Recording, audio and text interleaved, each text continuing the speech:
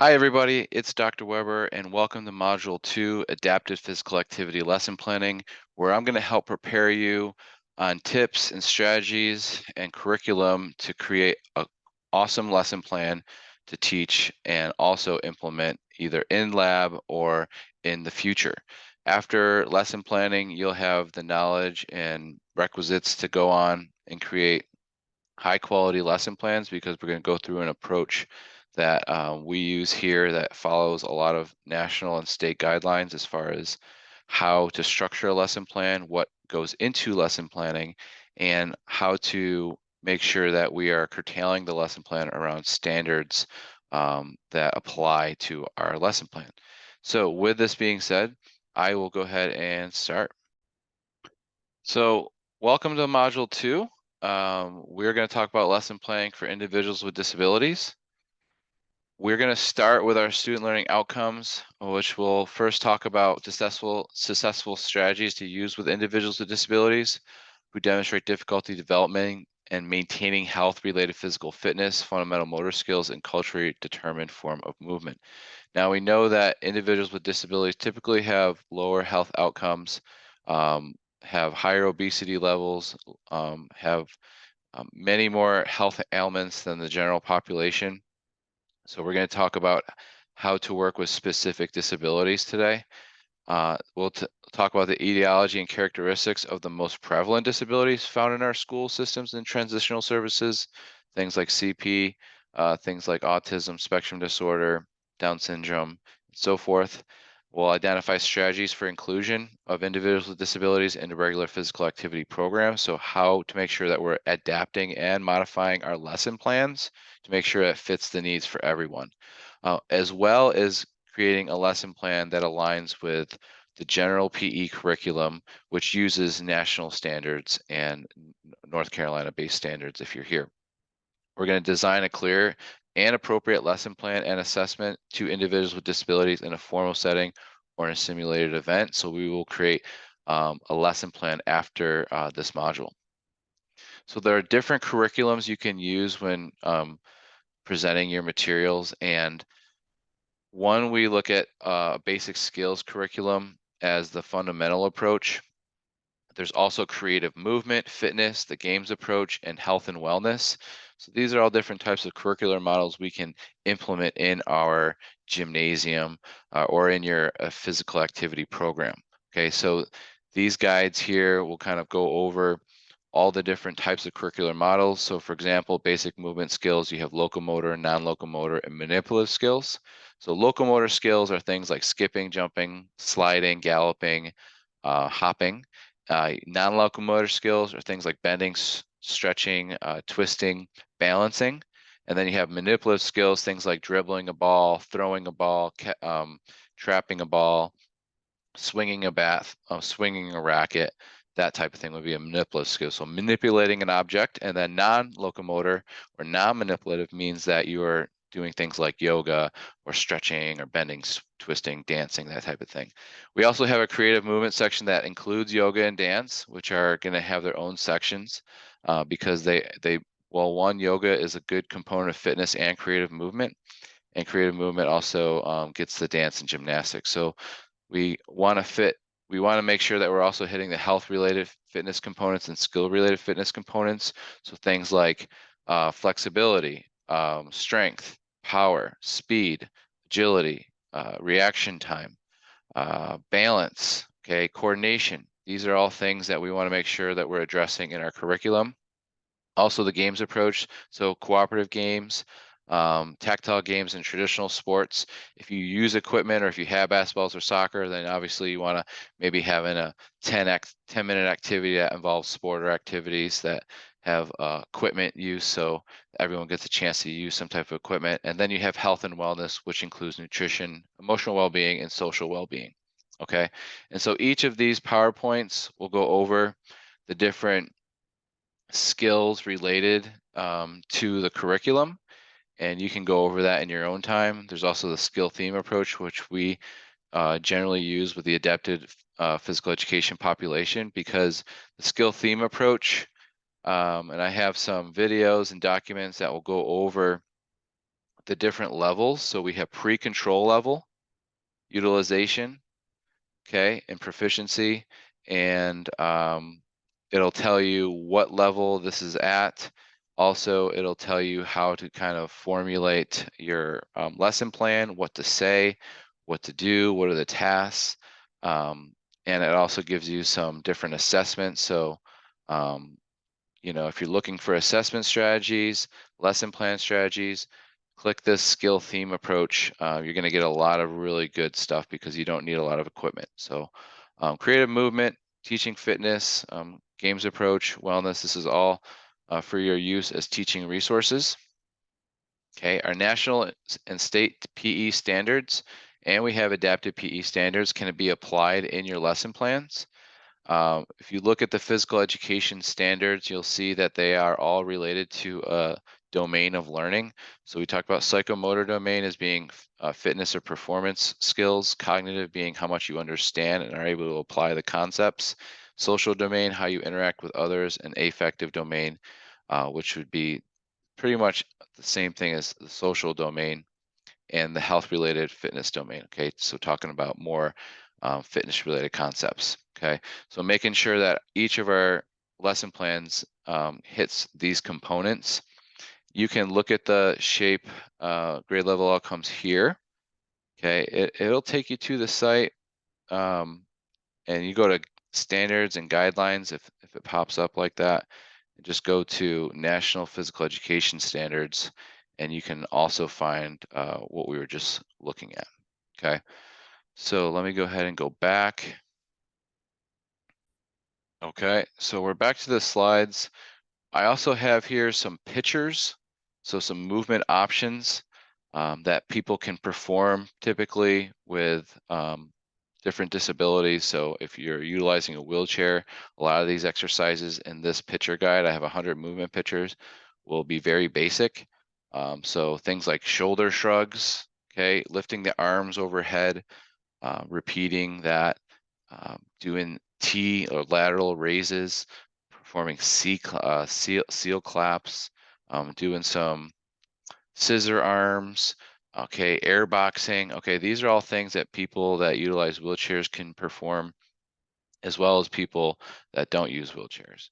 So adding in like a step and a punch or a step and a reach, adding upper and lower body exercises is really important. Notice that a lot of these exercises you can do with or without a chair, okay, or with or without utilizing a wheelchair. So it gives you some different ideas and exercises that you can perform. There's also an object control and locomotor skill, which also gives you the cues for the exercises, which can be broken down into a rubric, which can then also be formed as an assessment. So for example, if I'm assessing someone's ability to kick, I want to see if they're able to have a rapid continuous approach. So if the individual lacks that, I would say, all right, they're not going to get a point for that.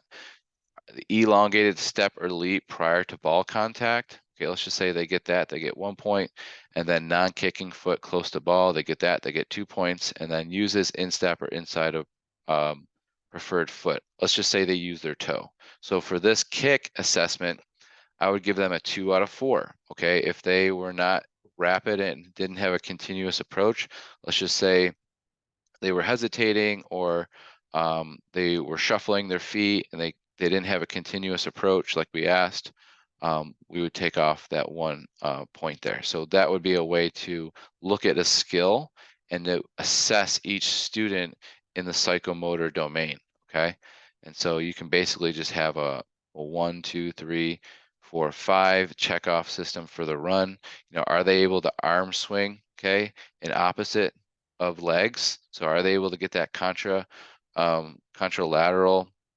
coordination when they run? Okay, so a lot of these things we overlook, like running, galloping, and hopping, skipping, horizontal jump, and sliding.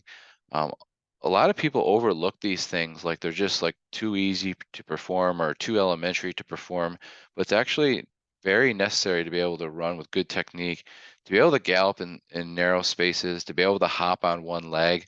The ability to hop on one leg predicts your really your ability to withstand pressure in the knee. And if you can hop on one leg, you're less likely to tear your ACL, that type of thing. If you're able to skip, it's able to show that you're able to get that knee past the hip actively, which we generally don't do when we jog. So it's really important that we use our hip flexors, which generally don't get used. Horizontal jumping, power movements, okay, those are really important to perform. Hopping is another power movement. They can also be continuous jumping or hopping like jump rope, so not full force jumping, Sliding, another great skill because it's in the frontal plane of motion. And then you have your object control skills, okay? And this is coming from the TGMD, which is one of the most popular assessments for the adaptive physical activity setting.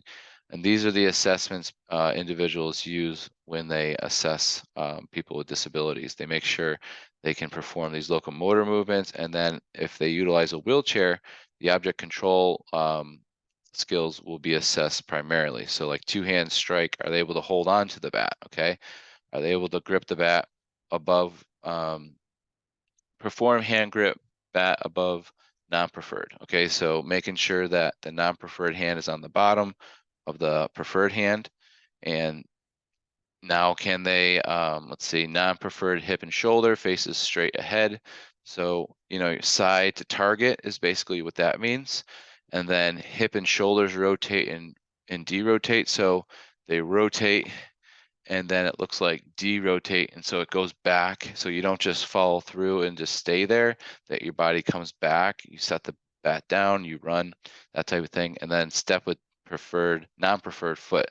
So that non-preferred foot is facing, and then you're kind of stepping there, and you're hitting the ball, sending a straight ahead. So can you do those two things in a two-hand strike?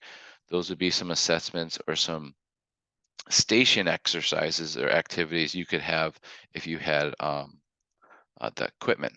Okay, so there's some different breathing pictures and stretching pictures I have there.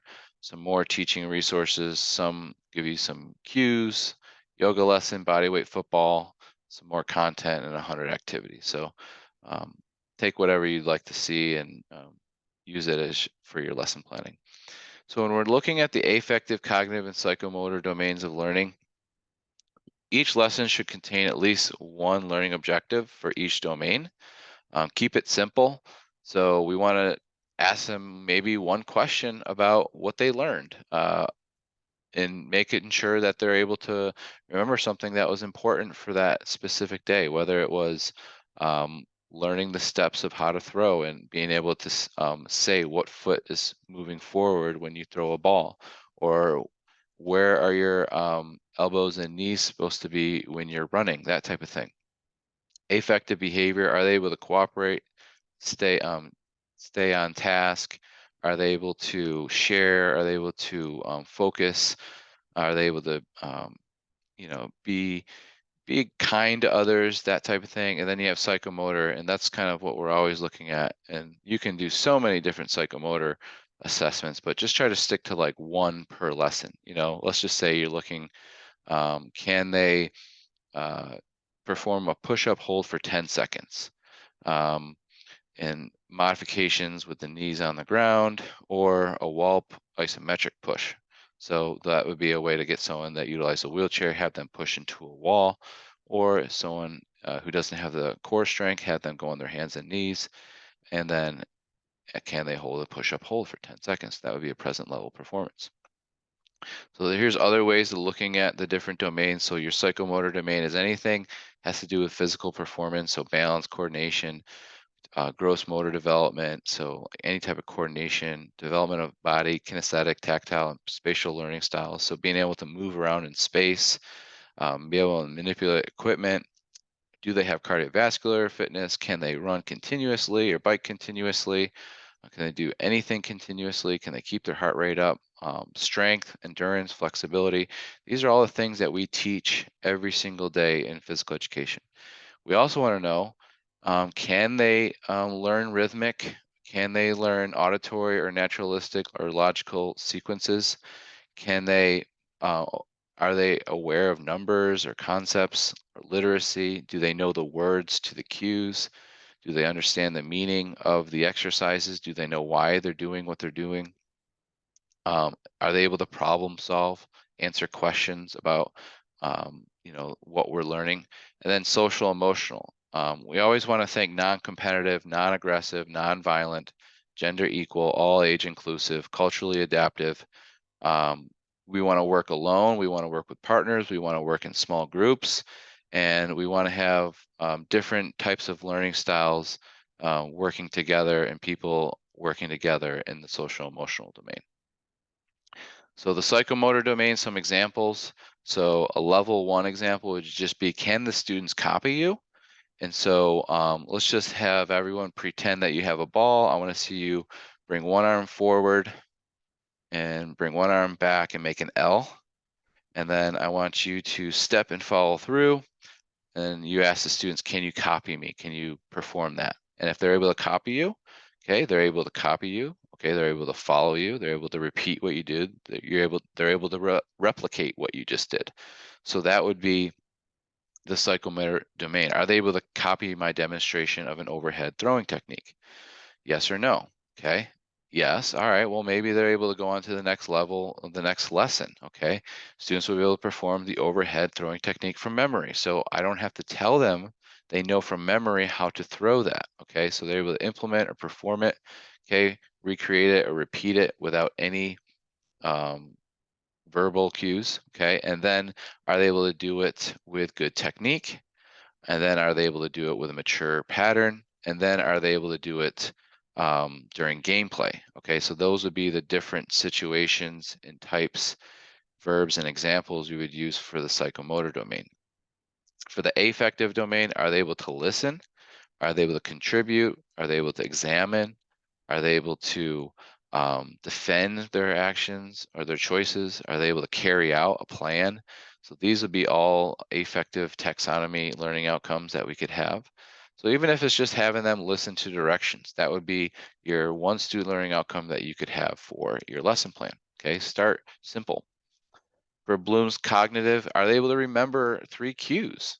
For one of the exercises you told them you wanted them to remember, let's just say it is the push-up.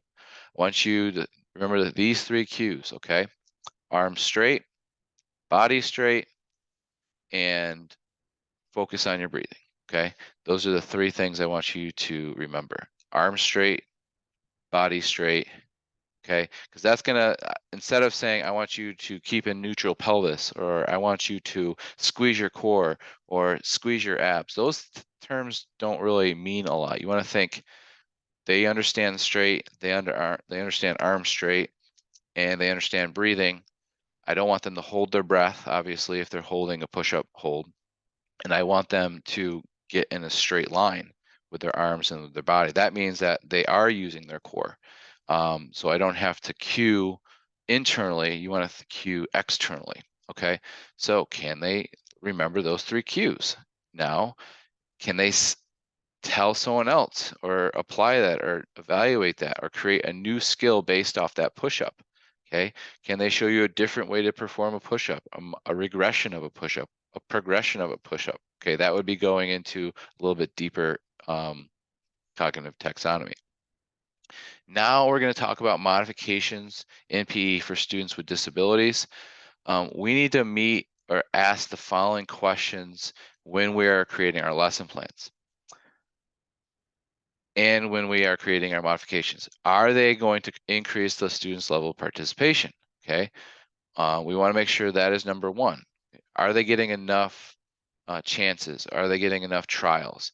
Are people waiting in lines? We don't want that. We don't want people waiting and waiting and waiting, okay? Will the modifications create a safe environment, okay?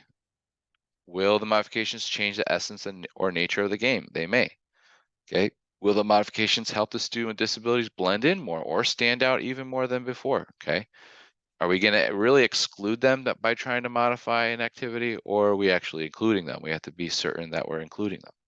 And will the modifications create a successful experience for all students? So not just catering to people that utilize wheelchairs, but catering to people that, have mild intellectual disabilities that can run and sprint. Okay, so making sure that you're able to include everyone. First, you need to know your student, so you may have to review an IEP plan. You may have to review their registration forms. their Part Q information, any type of information from their service provider. You want to know if they're able to sustain falls or not. Okay, do they wear a helmet? Um, some of them may not able to have weight bearing capabilities, so they may utilize a wheelchair but are not allowed to get out of their wheelchair because a doctor said so. Maybe they just had surgery. Whatever the reason is, we don't ask why. We just say okay. So it's really basically up to the doctor.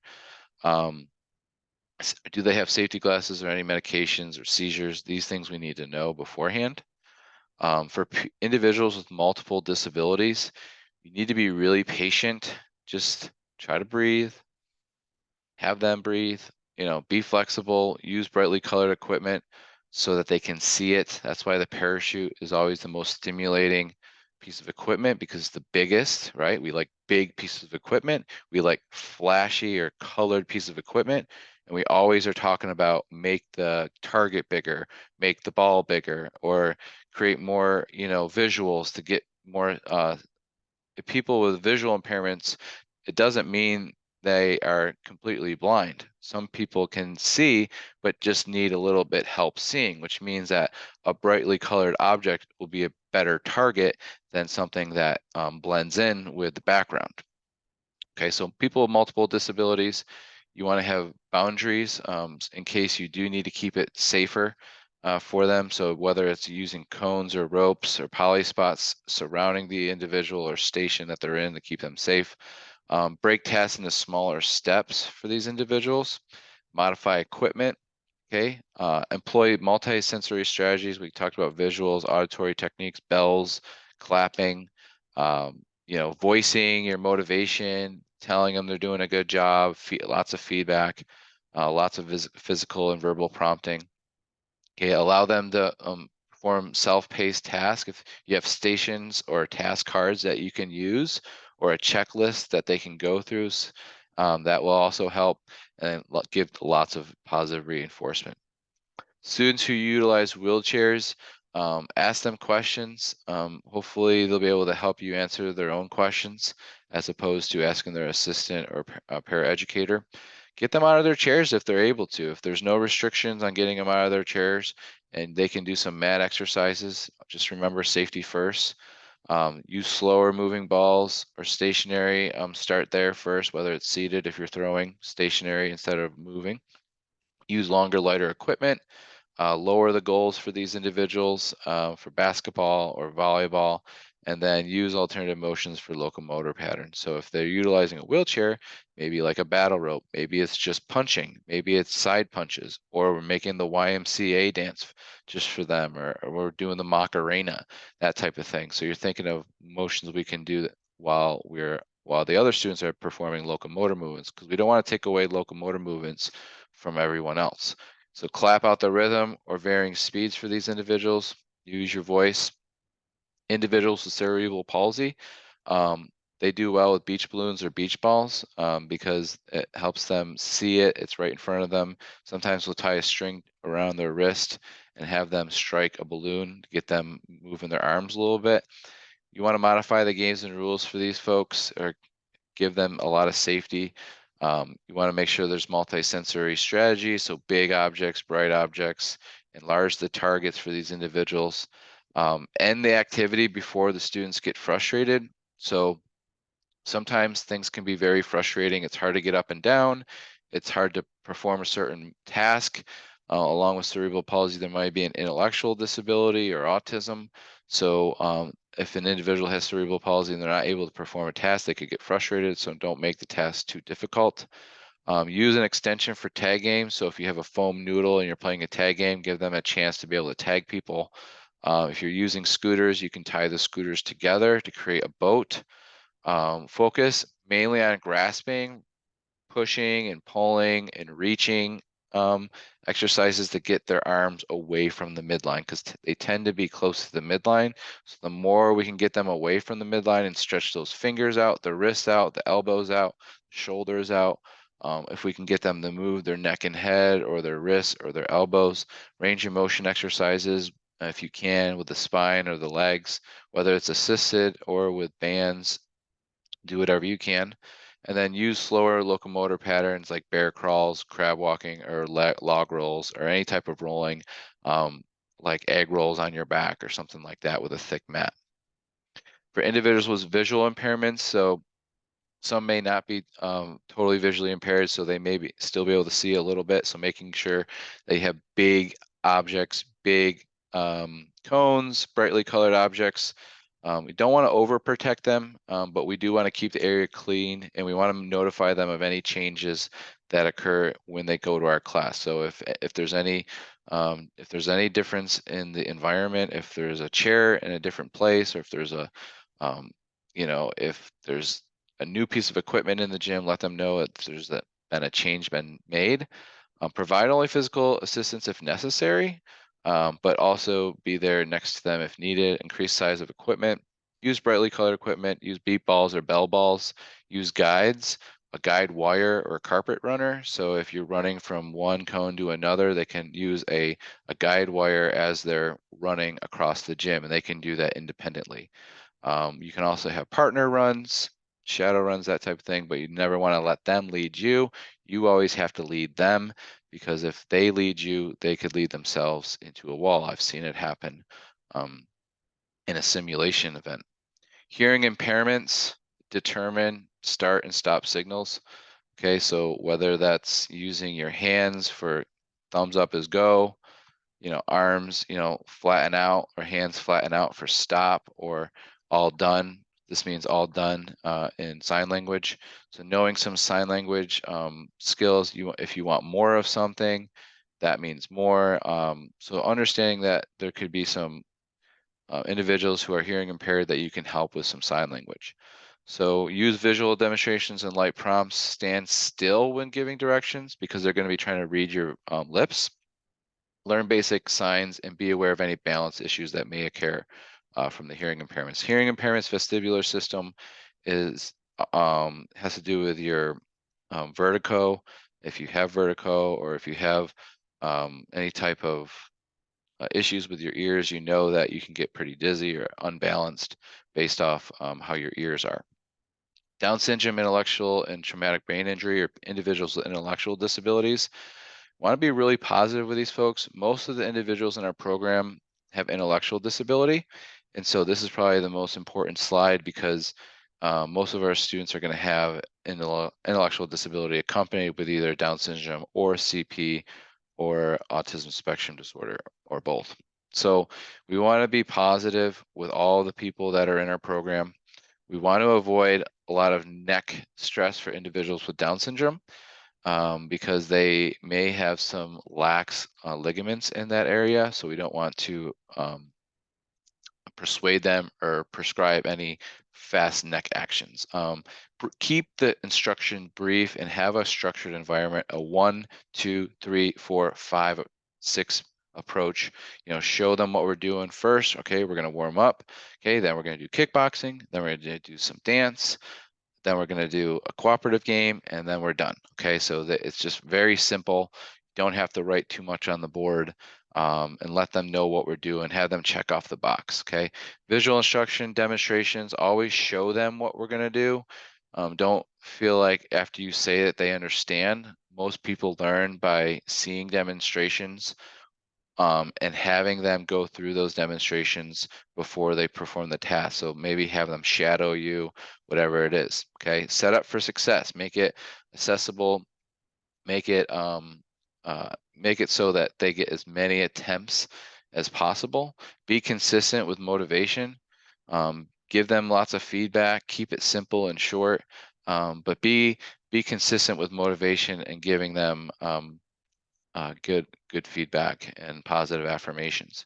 For strength, for people that lack strength, we want to shorten the distance or move, or to propel the object. So for throwing, shorten the distance if they lack the strength.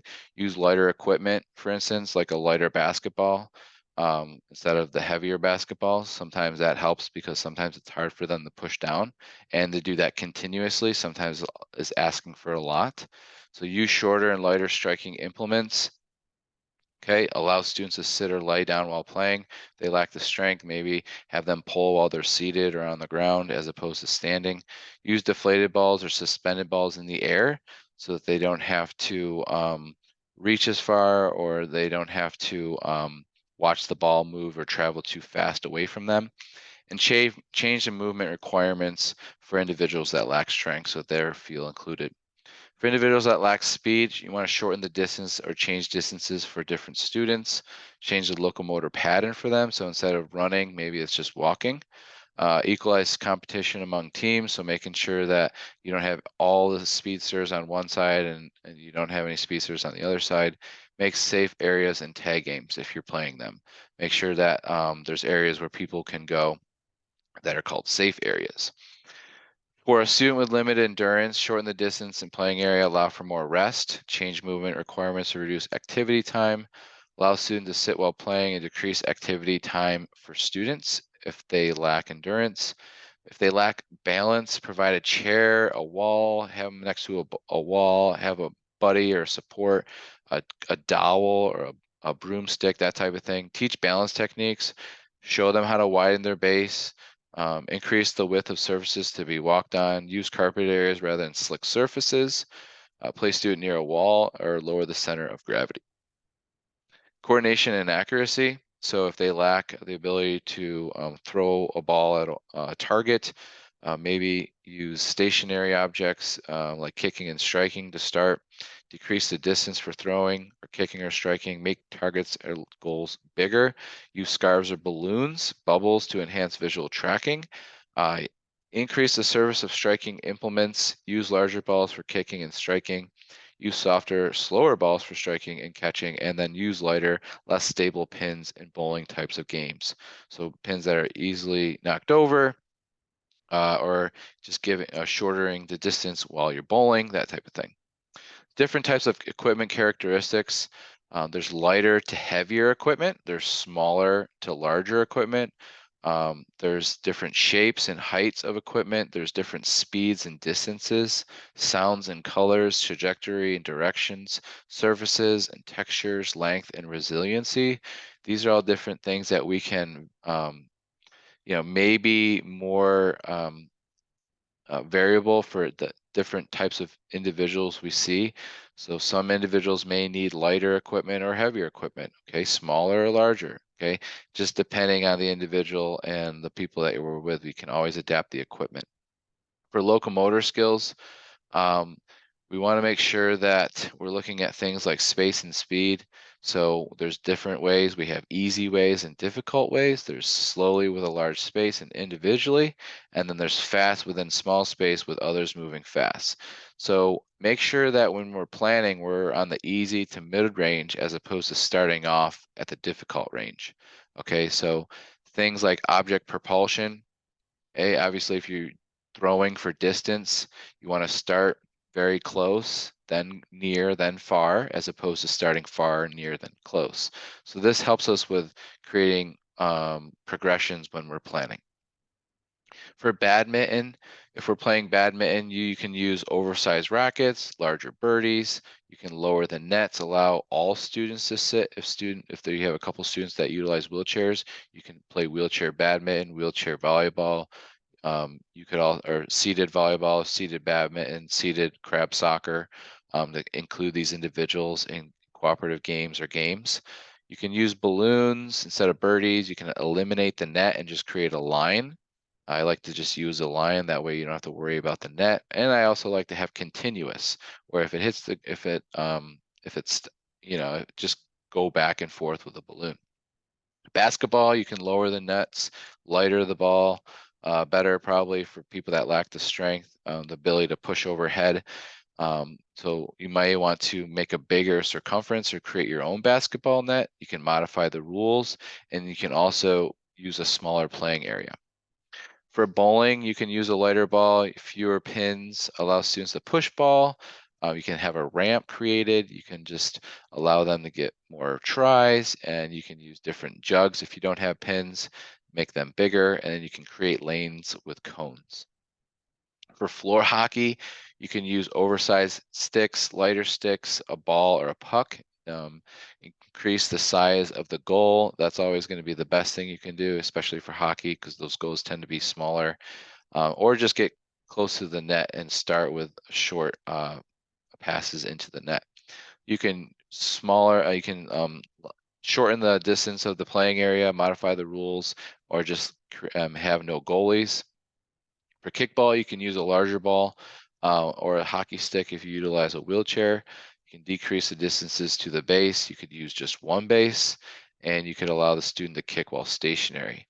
For soccer, you could also use a larger ball. Okay, use a smaller playing area. Have a student play with a buddy.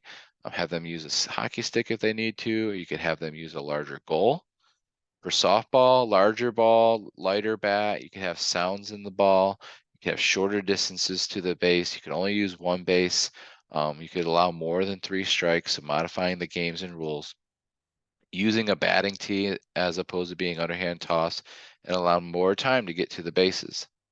For volleyball, you can use a beach ball or balloon. You can allow students to sit on the floor we talked about, lower the net.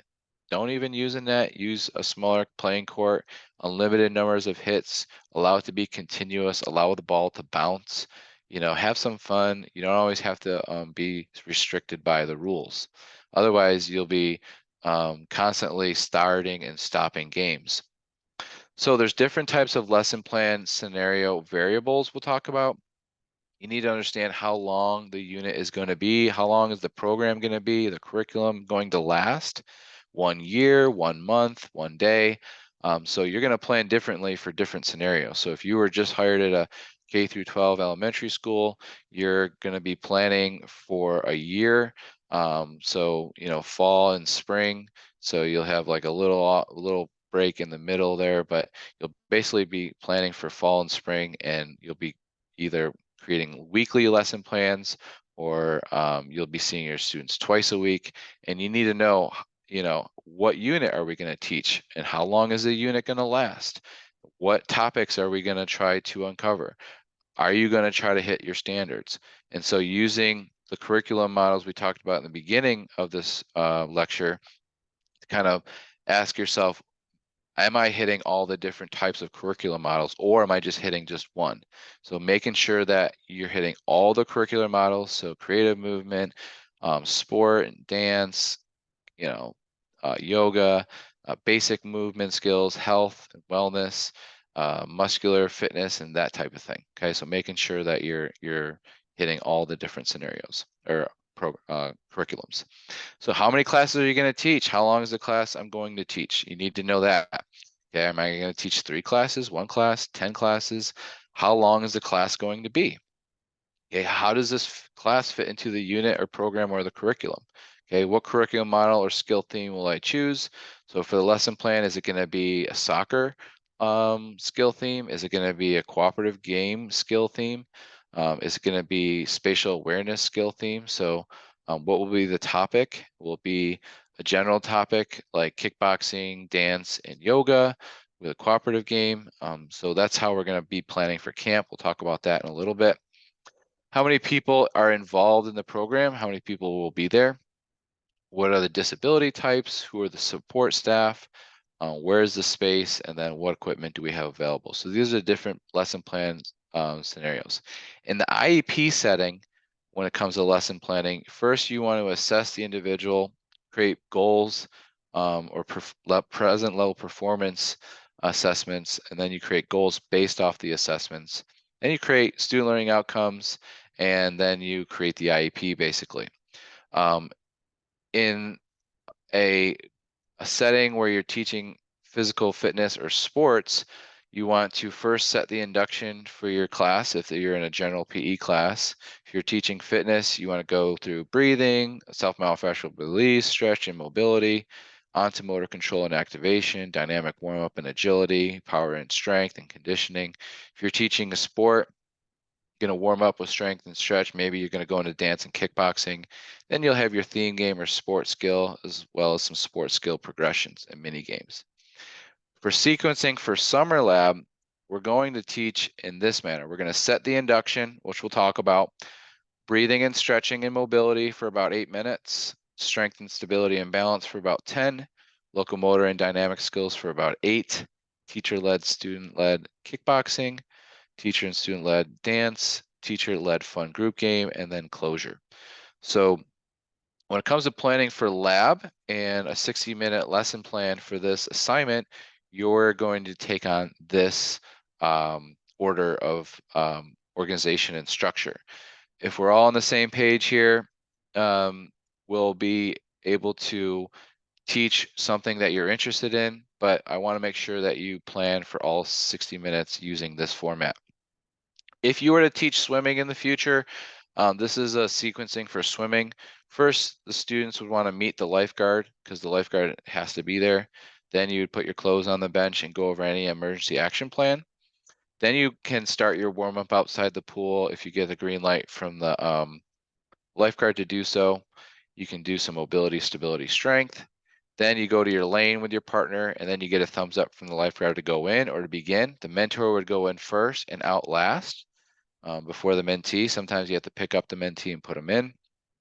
Warm up, you can do things like bob the head, push and pull, blow bubbles, push off and swim back, wall flutter kicks, that type of thing. You can go into tempo lap swims after that.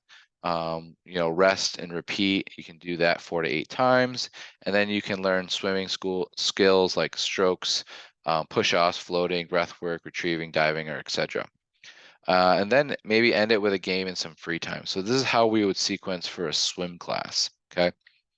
There's 3 different types of lesson plan that we just talked about. So there's IEP, which is specific to one person with a disability. Your general PE lesson plan, which is designing a lesson plan for your K through 12 physical education setting. And then you have your lesson planning for HFE. So we take the general PE lesson plan and we apply it to an inclusive setting. Okay, so we try to account for all people with disabilities in our general lesson plan. So what we're doing is we're lesson planning for HFE 415 Lab, which is an inclusive lesson plan for groups. And so our goals are to improve cardio endurance, develop hand-eye, foot-eye coordination, rhythm, increase time on task, develop functional competence in locomotor and object control skills, force, speed, and accuracy, to improve social interaction, to demonstrate understanding of skills, rules, and sports required for the game, and then to build endurance, cardiovascular capacity, and strength. Okay, those are just some common goals. We've talked about the different questions you can ask yourself when teaching, many different questions you can ask yourself. When you teach, you perform what is called a task presentation. Okay, when you first start your lesson, you'll start with a set induction, which is what you will say to your audience at the beginning of the class. You'll tell them what the lesson plan is about, and then you'll start your warm-up.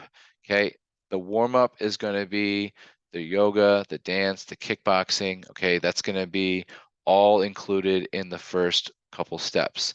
We'll talk about what to perform exactly in a little bit. So for task 1, you want to first describe, demo, and have the students perform, and then teach whatever the task is. Typically, what we do is we have a set induction, a 25-minute warm-up, so that's about 30 minutes, and then you have 3 tasks. Okay, so for the task presentation, we're actually going to go to the lesson plan template here, show you what I mean. So we have our set induction and our warm-up, okay? We have our breathing, mobility, balance, motor control, dynamic stretching, power or explosive movements. You can also put in locomotor skills. Then we're gonna have your first task, which will be kickboxing in our case. Then we'll have our task 2, which will be dance. And then we have task 3, which will be a cooperative game. Okay, now where are we going to get the resources to be able to teach these activities? So that is what a lot of some of these resources are for, to give you some background on how to fill out a lesson plan, what should be included in the lesson plan, as well as some strategies and an education guide here that will help you with what breathing exercises you can teach, okay, or what mobility exercises you can teach, or yoga postures you can teach, or strengthening or motor control or stability exercises. And all you got to do is just copy, paste, and go to YouTube and you can find these exercises. Just put in motor control draw in exercise or motor control bear crawl. Okay, and so these will give you lots of ideas and strategies to create your lesson plans. Okay, a lot of good stuff in here. There's some example lessons here. This is from past classes. So kickboxing workout, sports relay, beach day, jungle adventure. You'll see that they have themes. You'll be able to go through them to see what other students have done in the past. Okay. I'm also going to create another video where I'm going to go through each exercise that you can teach, the cues, the extensions, the what else do we have on that lesson plan? We'll go ahead and check it out now. So we'll go to the lesson plan template,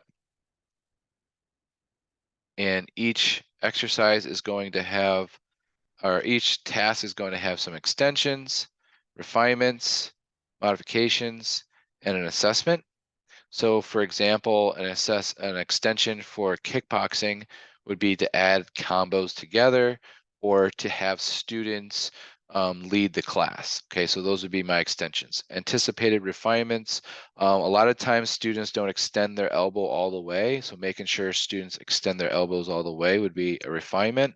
IEP modifications, students that utilize wheelchairs will be able to perform this task.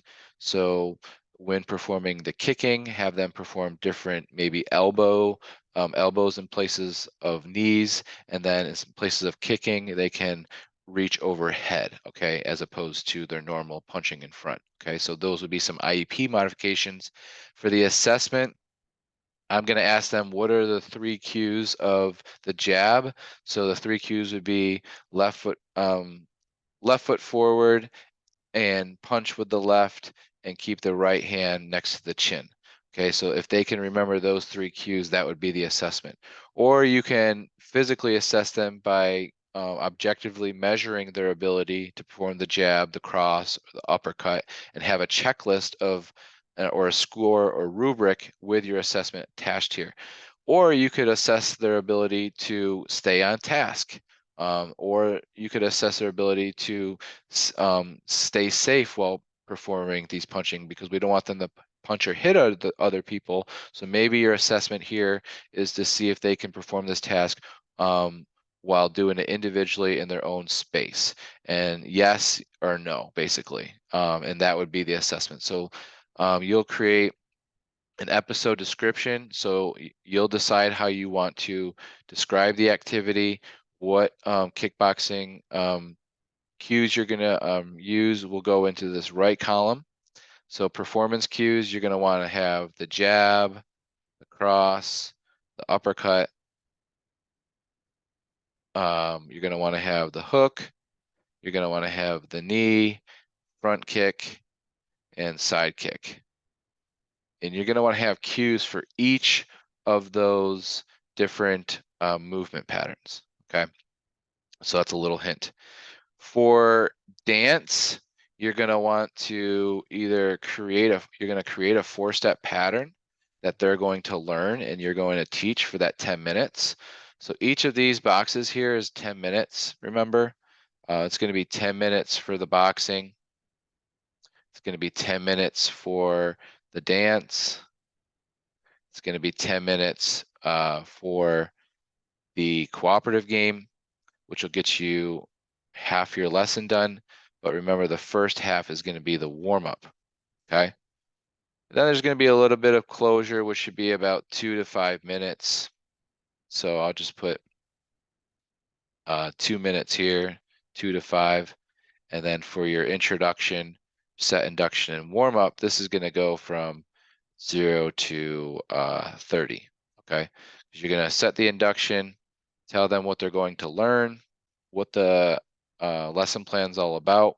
Maybe tell them what the cooperative game is. Maybe you have a theme tied to your whole lesson plan and structure. I usually recommend adding a theme to your whole warm up, to your whole dance, and putting everything unisync if you can. if you have that creativity or imagination. So you're going to create a 60-minute lesson plan. You'll create an assessment, which will be based off the student learning outcomes. Student learning outcomes will be the affective, psychomotor, and cognitive domains, making sure that these align with each domain and that we are also finding the standards that apply to each learning domain. Okay, so either create your lesson plan first and then find out what learning outcomes are in your lesson plan, or start by finding the objectives and going from there. Okay, so for example, use non-locomotor skills in response to even and uneven rhythms in order to integrate beat awareness. So if that is one of your learning outcomes for dance, you would just copy that, okay? You would put that right here, all right?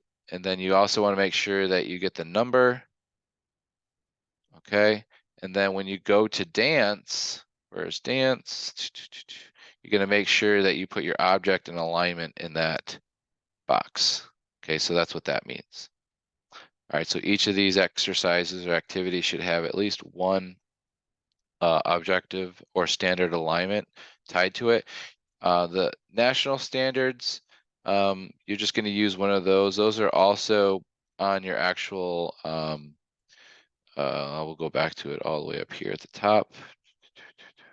Okay, so you're just going to take one of these that you're using in the lesson plan, and you can get some extra credit if you add in some adapted PE standards, okay? All right, so let's go back here. I think we're finishing up.